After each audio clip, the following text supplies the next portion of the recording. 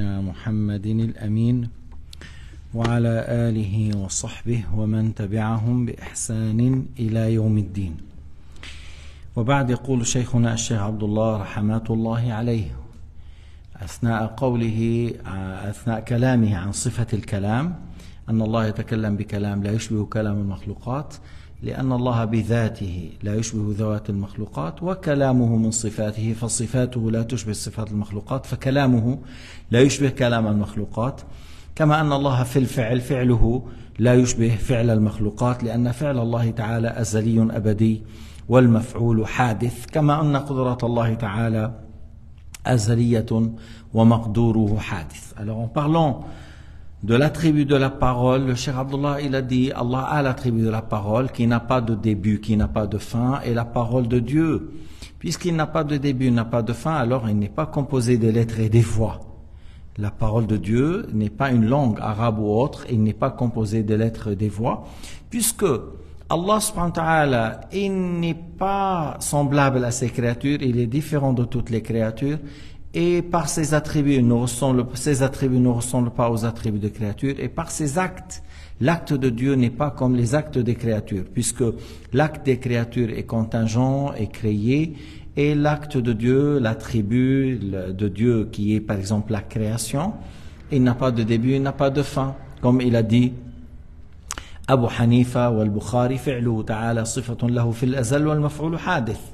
L'acte de Dieu est un attribut sans début, et ce qui est créé a un début. Comme tu dis pour la puissance de Dieu éternelle sans début, et ce qu'Allah Ta'ala a créé par sa puissance, et il est une créature, il a un début. فنحن العوالم كلنا مقدورون لله أوجدنا الله بقدرة أزلية أبدية. Nous, les créatures, nous sommes créés par la puissance de Dieu. La puissance de Dieu n'a pas de début, mais nous avons un début. Et il a dit, قال الإمام أبو حنيفة والبخاري رحمهم الله تعالى فعله تعالى صفة له في الأزل والمفعول حادث. C'est ce que je viens de le dire, que Abu Hanifa et le Bukhari ont dit l'acte de Dieu est un attribut sans début pour Allah, et ce qui est créé, ce qui est fait, il a un début. La création de Dieu n'a pas de début, mais les créatures ont un début. Allah nous a créés par son attribut, la création, qui n'a pas de début. Ce qui est créé, il a un début. La première créature, c'est l'eau. On ne dit pas, puisque Allah Ta'ala a l'attribut de la création sans début, ça veut dire les créatures existent sans début, comme il a dit Ibn Taymiyyah et les philosophes. لا يجوز ولا يصح لا عقلا ولا شرعا أن يقال بما أن الله تعالى موصوف بالخلق أزلا وأبدا إذن المخلوقات معه موجودون أزلا. لا، الصفة الخلق لله صفة قائمة بذات الله. الله أزلي وصفة الخلق أزلية، لكن لا يقتضي إذا كان الله تعالى موصوفا بالخلق أن يكون المخلوق أزليا مع الله. لا يقتضي إذا قلت أنت الله هو البارئ، الله له اسم البارئ المصور الذي صورنا، له اسم البارئ وله اسم المصور قبل أن نكون نحن المخلوقون، قبل أن نكون نحن لنا وجود ولنا صور. أما المصورون والمخلوقون فنحن لنا صورة، المربوبون نحن لنا وقت، لنا بداية. أما اسم الله البارئ هو اسمه أزلا وأبدا، اسم الله الخالق اسمه أزلا وأبدا، اسم الله المصور اسم الله القادر، اسم الله القدير أزلا وأبدا.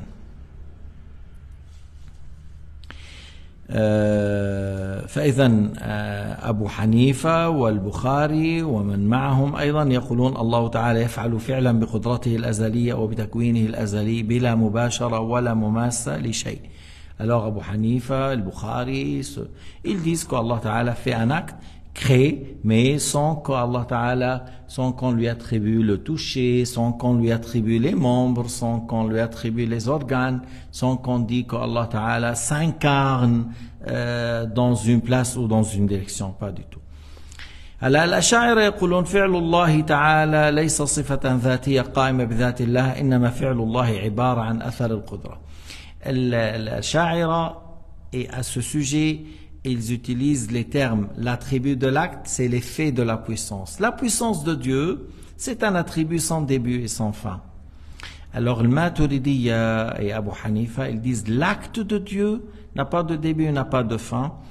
Et Al-Asha'ira, ils disent l'acte de Dieu, c'est l'effet de la puissance. La puissance n'a pas de début, n'a pas de fin. Si tu regardes attentivement à cette question, tu vois que c'est une divergence dans la prononciation, parce que ce soit les grands imams de parmi Al-Asha'ira et les grands imams de parmi Al-Maturidiyya, tous deux, ils sont unanimes qu'on n'attribue pas, qu'on n'a pas le droit d'attribuer à Allah Ta'ala un attribut contingent, un attribut accidentel.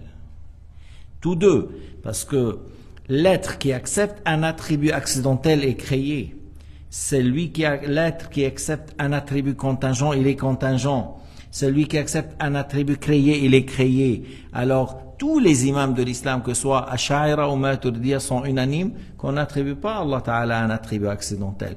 Mais, pour dire, par exemple, Ash'aira, ils disent, Allah a créé ça par sa puissance. Allah a fait mourir par sa puissance. Allah a fait vivre par sa puissance. Allah a donné à telle personne la pourvoyance par sa puissance. Allah Ta'ala a rendu telle personne heureux par sa puissance. Allah a rendu telle personne malheureux par sa puissance. Tous les attributs d'actes pour l'Ash'aira, c'est l'effet de la puissance. C'est l'effet de la puissance. S'il s'agit de donner la vie, ils ont dit faire vivre, ihya. S'il s'agit de la mort de quelqu'un, fait mourir. S'il s'agit de, par exemple, faire surgir de néant à l'existence, ça s'appelle création. Et si il s'agit de donner la pourvoyance, ça s'appelle tarziq. Voilà. Alors, pour Al-Ash'aira, tout ça, c'est l'effet de la puissance. Et la puissance, c'est un attribut qui n'a pas de début, qui n'a pas de fin. Tu vois. Alors, le Maturidiyya, leur avis est plus proche au texte et il est plus fort. Ils disent l'attribut de la création, l'attribut de faire vivre, de faire mourir, de faire rendre heureux, rendre malheureux. Tout ça, c'est des attributs sans début et sans fin, puisque Allah a le nom créateur, alors il a l'attribut de la création. Allah a l'attribut de Al-Muhyi Al-Mumit, il a le nom Al-Muhyi Al-Mumit, alors tu vois, il a l'attribut de l'Ihya ou Al-Imata, ainsi de suite, et ils disent, puisque les noms de Dieu n'ont pas de début, alors les attributs n'ont pas de début, et c'est des attributs confirmés à Dieu. Mais je reviens à dire qu'on ne déclare pas l'Ash'aira égaré à ce sujet parce qu'ils n'ont pas dit l'effet de la puissance c'est un attribut accidentel confirmé à Dieu. Ils n'ont pas dit ce terme. يعني بالعربية الأشاعرة ما قالوا بقيام الحوادث بذات الرب. إنما الأشاعرة والماتريدية من أهل السنة والجماعة متفقان على أن من قال بقيام صفة حادثة بذات الله كافر لا يشك في كفره. كافر لا يشك في كفره من قال بقيام الحوادث. ابن تيمية يقول ما المانع القرآن والسنة طفحان بأن الحوادث تقوم بذات الله، فعرفوا أن هذا الإنسان مختل عقليا مضروب فكريا فيه آفة بالفهم، حيث زعم أن القرآن والسنة فيه كثير من النصوص تدل على قيام الحوادث بذات الرب. إذن كيف استدل إبراهيم أن الكوكب والشمس والقمر لا يصلح أن يكون معبودا؟ كيف استدل إبراهيم على أن الشمس والقمر والكوكب لا يصح أن يكون إلها، لا يصح أن يعبد؟ بالتغير الأفول الغياب. شو قصة الغياب؟ يغيب هنا يظهر هناك، هذا غياب. إبراهيم بيعرف يغيب من العراق يظهر في بلد آخر. وهذا الغياب ما هو؟ تغير، والمتغير لا يكون إلها. Alors, je répète que les imams de Ahl-Sunnah wal Jama'a, ils ont bien compris qu'on n'a pas le droit d'attribuer à Allah Ta'ala un attribut accidentel. Tu vois, et celui qui dit qu'Allah il a un attribut accidentel a mécru, sans doute. Abu Hanifa l'a dit clairement. Celui qui attribue à Allah Ta'ala un attribut accidentel, où il doute, où il s'abstient, il mécroit. Mais les Ash'ari, ils n'ont pas dit ça. Et ils ont dit, les attributs d'acte, c'est l'effet de la puissance, et la puissance, c'est un attribut confirmé à Dieu. La puissance, comme la volonté, comme l'ouïe, comme la vue, la parole, c'est des attributs confirmés à Dieu. Par la suite, lorsque tu dis faire vivre, faire mourir, faire exister, faire anéantir, rendre heureux, rendre malheureux, priver, donner la pourvoyance, tout ça c'est l'effet de la puissance. Et la puissance est l'attribut confirmé à Dieu qui n'a ni commencement ni fin. Mais malgré ça, la vie de l'Maturidiyya ici, c'est plus fort. Et malgré qu'on a Ash'ari et le Cheikh Abdullah est un grand imam Ash'ari, il a dit la vie de l'Maturidiyya ici est plus fort. Maintenant, lorsqu'on parle de ça, on a dit que Ibn Taymiyyah, lorsqu'on lui a dit, mais lorsque tu dis comme ça, tu attribues à Dieu des attributs accidentels, des attributs contingents, parce que lui, il dit, Allah parle avec des lettres et des voix, une lettre après l'autre. Et il dit, Ibn Taymiyyah, que les choses se réalisent par une volonté, chaque chose par une volonté accidentelle, que maintenant Allah a voulu, après Allah a voulu après. Nous on dit, il a voulu par sa volonté qui n'a ni commencement ni fin. والله تعالى يقول يا محمد إني إذا قضيت قضاء فإنه لا يرد. C'est-à-dire, si Allah a prédestiné, sa prédestination ne change pas. C'est ce qu'il a dit au prophète Mohammed. Alors Ibn Taymiyyah a répondu, il a dit, où le problème de croire qu'Allah a des attributs contingents, puisque le Coran et la Sunna ont plein d'arguments qu'Allah a des attributs accidentels. Alors c'est là où les savants de l'islam ont dit, mais cet homme, là, il a un problème dans la manière de raisonner. Il a un manque d'intelligence lorsqu'il dit une telle parole, parce que si celui-là il dit Allah a des attributs accidentels, c'est-à-dire Allah change, alors Ibrahim alayhi salam, comment il a pris l'argument que l'astre, la lune, le soleil, il ne faut pas les adorer?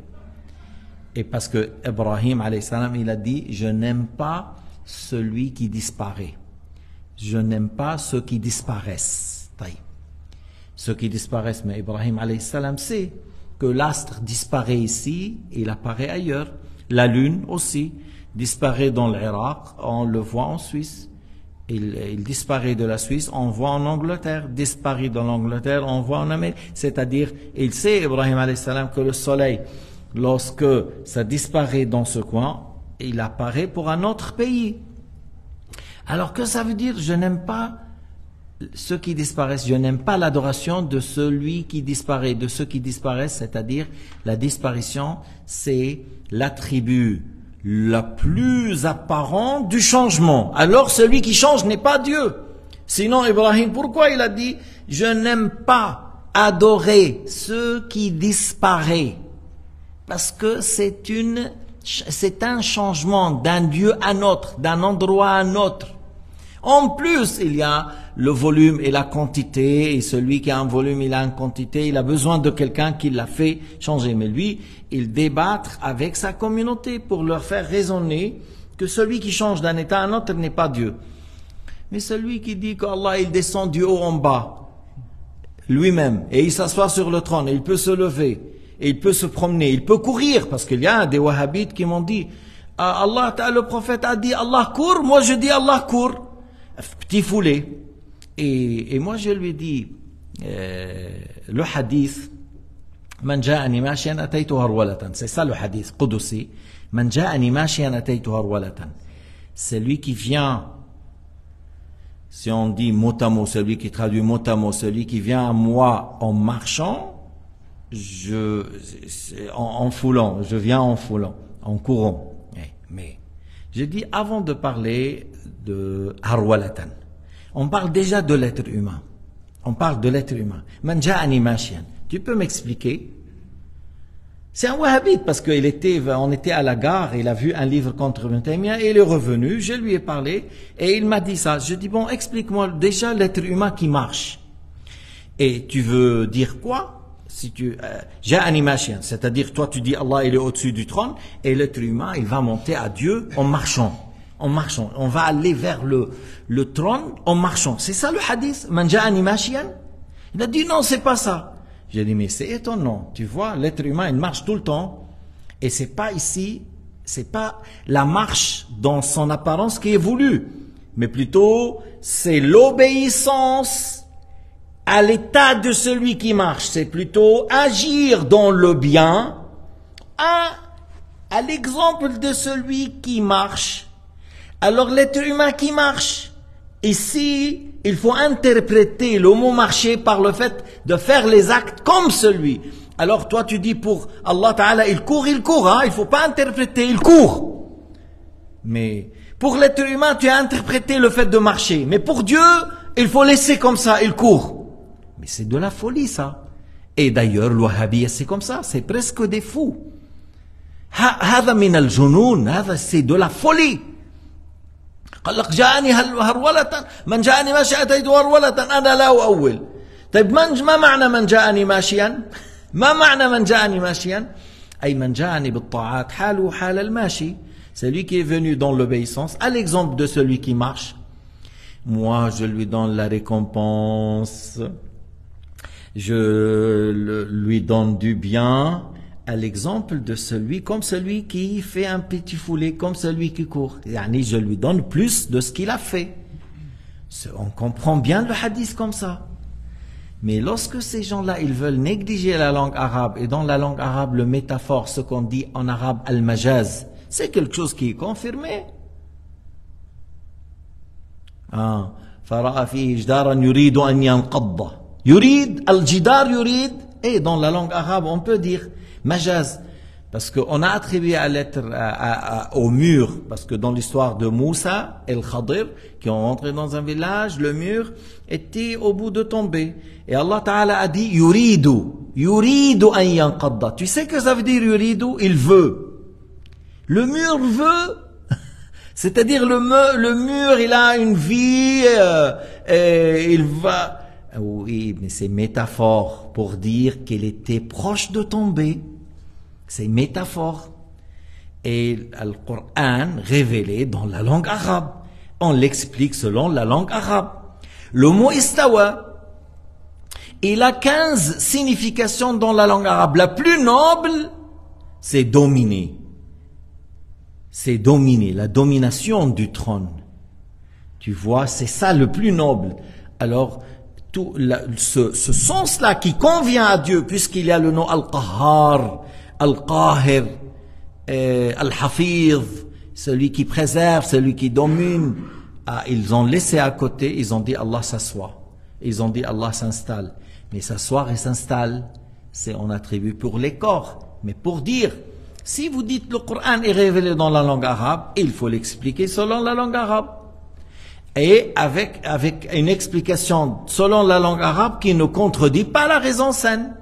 Mais si vous dites Allah s'assoit et s'installe, ça contredit la raison saine, puisque Allah est différent de toutes les créatures.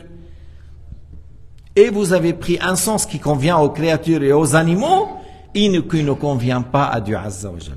Revenons alors aux attributs d'actes. Al-Ash'ari disent c'est l'effet de la puissance, mais ils n'ont pas dit qu'Allah il a un attribut accidentel confirmé à lui. Ils ont dit c'est l'effet de la puissance. Alors c'est pas de l'égarement le fait de dire ça.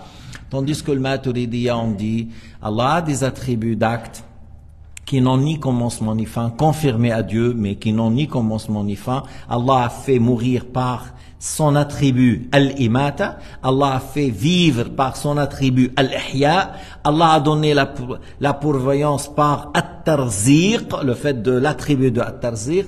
Allah as'ada fulan ay قضى أن يموت سعيدا يكون من أهل الجنة. الله أشقى فلان بصفته الشقاوة أي قضى أن يموت شقيا.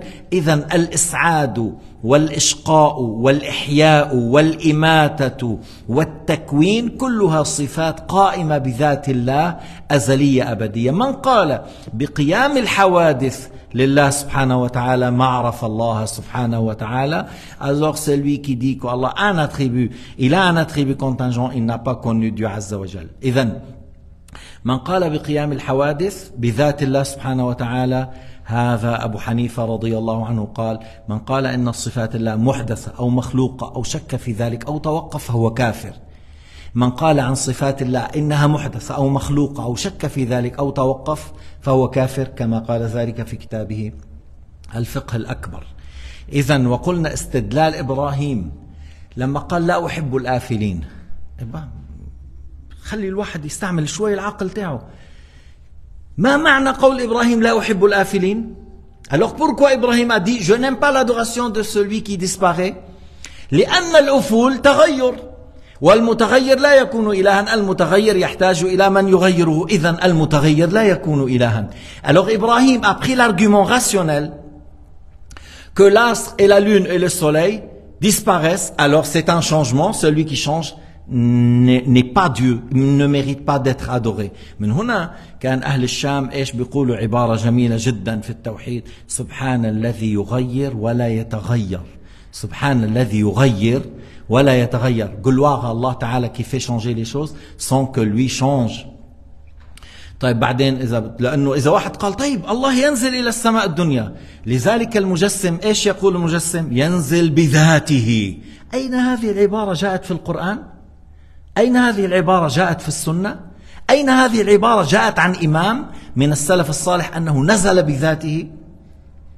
الذي قيل ينزل إلى السماء الدنيا، وهذا يصح أن يقول نزول رحمة لا نزول نقلة، أو ملك نزل بأمر الله. Il n'y a pas un imam où le prophète n'a pas dit Allah descend lui-même par son être, ni dans le Coran ni dans la Sunna. Et c'est pour cela ça a été rapporté que l'imam Abu Hanifa ou l'imam Malik a dit نزول رحمة لا نزول نقلة. لأنك في كل لحظة هناك ثلث أخير من الليل. Dans chaque instant تبدأ بنيوزيلندا وأستراليا والصين وأندونيسيا وماليزيا وبنغلاديش وباكستان وبتجي على البلاد العربية لتوصل بعدين لأمريكا. À chaque instant il y a le tiers de la nuit، الثلث الأخير من الليل. فهل يصح أن يقال الله ينزل بذاته في كل لحظة؟ في كل لحظة ينزل بذاته؟ لا يصح هذا، لا يصح. الله سبحانه وتعالى ليس جسما ليحل في الأماكن. الله n'est pas encore pour qu'il s'incarne dans les places. أنا بدي أسأل سؤال: ما حكم من قال الله له ولد؟ Quel est le jugement de celui qui dit Allah il a un fils؟ كلنا بنعرف نقول هذا ليس مسلما، ليس من الإيمان وليس من الإسلام، لا يعد مسلما من قال عن عيسى ابن الله كذا. لا. طيب ليش؟ السؤال لما؟ Celui qui dit Jésus fils de Dieu n'est pas un musulman. Pourquoi؟ نسب الولد إلى الله. إيش ونسب الولد إلى الله إيش فيها؟ إيش فيها؟ لأنه إذا بتقول أنت عيسى عبد الله كلام صحيح. عيسى عبد الله c'est une parole très juste. أما أن تقول ابن الله كلام غلط، لا يناقض التوحيد. C'est une parole qui contredit l'aqida. C'est une parole contre la bonne croyance. Mais si tu dis Jésus esclave de Dieu, c'est une parole très juste. طيب le fait de dire fils de Dieu, c'est une parole très faux. شو الفرق بينها؟ الذي يقول عبد الله كلامه صحيح، إن كل من في السماوات والأرض إلا آتي الرحمن عبدا. بعدين قال الله تعالى وقالوا اتخذ الله ولدا، ما هيك عن بعض الناس، وقالوا اتخذ الله ولدا لقد جئتم شيئا إدا، خطير عظيم. تكاد السماوات يتفطرن منه وتنشق الأرض وتخر الجبال هدا أن دعوا للرحمن ولدا. أوف أوف أوف، كل هذا يعني tout ça، تكاد السماوات يتفطرن منه، les sept cieux étaient au bord d'être fissurés et que les montagnes s'écroulent à cause de la parole de dire Allah a pris il a un fils. طيب ايش في الكلمة؟ والله تعالى يقول في سورة الإخلاص بعد أن قال قل هو الله أحد الله الصمد لم يلد ولم يولد. طيب قال لم يلد ولم يولد، ايش بيطلع معكم؟ ما الذي انه بنسبة الولد يخرج من الإسلام، يعني كفر. عم نقول من نسب الولدية إلى الله. طيب ايش فيها نسبة الولدية؟ le fait d'attribuer Allah Ta'ala le fils. نسبة البعضية والجزئية. قال الله تعالى وجعلوا له من عباده جزءا. le fait de prétendre que Allah Ta'ala accepte la division, que telle créature est une partie. طيب إذا قال إنسان بنسبة الولد أو يعني يقتضي ذلك البعضية والجزئية. طيب من قال بالجسمية هذا هو. Mais pourquoi c'est de la mécréance? Pourquoi ça fait sortir de l'islam le fait de dire Allah il a un fils? Parce que ça inclut la division. Et la division inclut le fait d'attribuer à Allah le corps. Alors celui qui attribue à Allah Ta'ala le corps n'est pas musulman. نقل السيوطي عن الشافعي أن الإمام الشافعي قال المجسم كافر. وهكذا أيضا نقل القاضي حسين عن نص الشافعي أن المجسم كافر. وهكذا ما يقوله الإمام أحمد، وهذا ما يقوله أبو حنيفة، لأن الذي يقول بالجسمية مثله مثل القائل بالولدية.